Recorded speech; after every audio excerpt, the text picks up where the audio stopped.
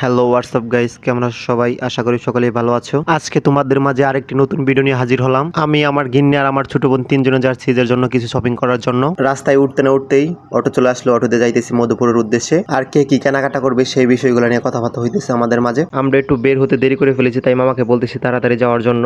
আর এইদিকে দেখি রাস্তার মাঝে একটা টাক দাঁড়িয়ে আছে, আর সেই টাকার কারণে রাস্তা পুরো জ্যাম হয়ে আছে। অবশেষে টাকটা সরিয়ে দিল, আর কে কার আগে যেতে পারে তাই নিয়ে পাল্লাপাল্লি করতেছে। আর আমি মামাকে বারবার বলতেছি, মামা একটু তাড়াতাড়ি যান, আমাদের হাতে সময় কম। মামা তো পুরা বিনিময় মাছের মতো যাইতেছে। অবশেষে আমাদের গন্তব্যে আমরা এসে পড়েছি। আর আমাদের বাসা থেকে যাওয়ার পথে প্রথমে আমাদের বাসা বাড়ি মার্কেটটা পড়ে।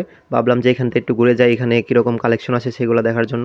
পরে ঘুরে ঘুরে দেখতেছি এখানে কিরকম কালেকশন আছে, কিন্তু কোনো কালেকশনই আমাদের পছন্দ হইতেছে না, কোনো দোকানই ভালোভাবে পছন্দ হইতেছে না। আর এখন আমরা হেঁটে হেঁটে মূল পয়েন্টের দিকে যাইতেছি। আজকে দেখতেছি লোক সংখ্যা অনেক কমই আছে অন্য দিনের তুলনায়। অবশেষে আমরা মূল পয়েন্টে চলে আসলাম। আর আমার সাথে আসছে রাফি।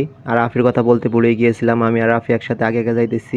আর আমার গিন্নি আর আমার ছোট বোন পিছে পিছে আসতেছে। আর প্রত্যেক মুসলমানের জন্য ঈদ শুধু ধর্মীয় উৎসবই নয়, এটি প্রত্যেকের জন্য আনন্দের মুহূর্ত। আর সেই আনন্দটা শুরু হয় ঈদের কেনাকাটার মাধ্যমেই। আর যাদের সামর্থ্য আছে অবশ্যই চেষ্টা করবেন গরিব দুঃখীদের সাথে নিয়ে আনন্দটা ভাগাভাগি করার জন্য। আর এখন আমরা যাইতেছি সাবা স্কোয়ারের দ্বিতীয় তলায়। আর ভিডিওটা বড় হওয়ার কারণে ফুল ভিডিওটা আপলোড দেওয়ার জন্য আমার পক্ষে সম্ভব হইতেছে না। আর যারা ভিডিও তৈরি করেন তারা হয়তো জানেন প্রথম দিকে ভয়েস দেওয়াটা কতটা কষ্টকর বিষয়। তাই আমি 3 পার্টে আপনাদেরকে ভিডিও দিব। আর ভিডিওগুলো দেখার জন্য অবশ্যই পেজটি ফলো দিয়ে রাখবেন। আর যাইতে যেতে দেখি যে সামনে একটা পুতুল দাঁড়িয়ে আছে, তাই আফিকে ফোনটা দিয়ে বললাম যে তুমি আমার কয়েকটা পিক তুলে দাও পুতুলের সাথে।